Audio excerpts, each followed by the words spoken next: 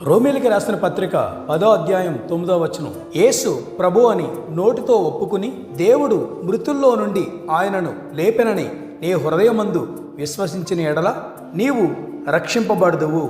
యూదుడని Greece దేశస్థుడని భేదము లేదు, ఒక్క ప్రభువే అందరికీ ప్రభువై ఉండి తనకు ప్రార్థన చేయవారందరి ఎడల కృప చూపుటకు ఐశ్వర్యవంతుడై ఉన్నాడు.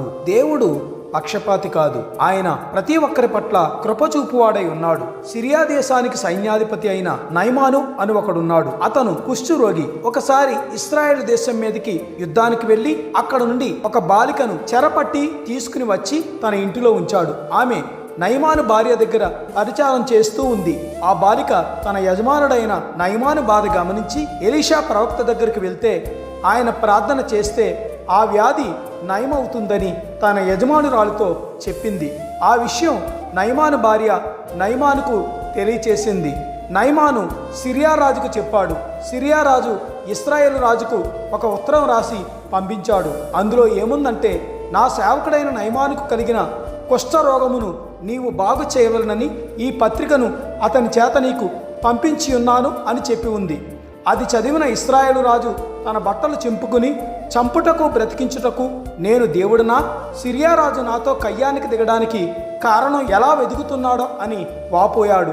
ఆ విషయం తెలిసిన ఎలీషా ఇశ్రాయేలులో ప్రవక్త ఒకడున్నాడని అతనికి తెలియబడినట్లు అతన్ని నా యొద్దకు పంపమని రాజునకు వర్తమానం పంపించాడు. అప్పుడు నయమానును రాజు ఎలీషా దగ్గరకు పంపించాడు.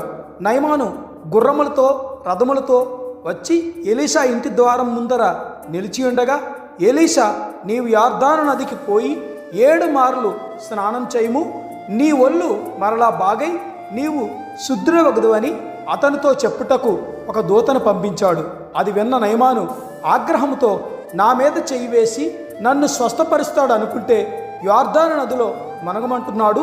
నా దేశంలో అంతకన్నా మంచి నదులు లేవా అని రథం ఎక్కి బయలుదేరాడు. అంతలో అతని సైనికుల్లో ఒకడు, ప్రవక్త ఏదైనా గొప్ప కార్యం చేయమంటే చేయకుండా ఉంటావా? స్నానం చేసి శుద్ధుడో కమ్మని మాట దానికంటే మేలు కదా అని అన్నాడు. అప్పుడు నయమాను తన మనస్సు మార్చుకుని యొర్దాను నదిలో 7 మార్లు మునిగినప్పుడు శుద్ధుడయ్యాడు. అప్పుడు అతడు తన పరివారంతో కూడా దైవజనుని వద్దకు తిరిగి వచ్చి అతని ముందర నిలిచి, ఇశ్రాయేలులోనున్న దేవుడు తప్ప లోకమంతటి యందును మరొక దేవుడు లేడని నేను ఎరుగుదును అని సమాధానమిచ్చాడు. దేవుని కృప నయమానుని వెతుక్కుంటూ వెళ్ళినప్పుడు నయమాను ఆ కృపను సద్వినియోగం చేసుకున్నాడు. నిజదేవుడు ఆయనే అని గుర్తించాడు. కాబట్టి నయమాను అతని కుటుంబం కూడా రక్షింపబడ్డారు.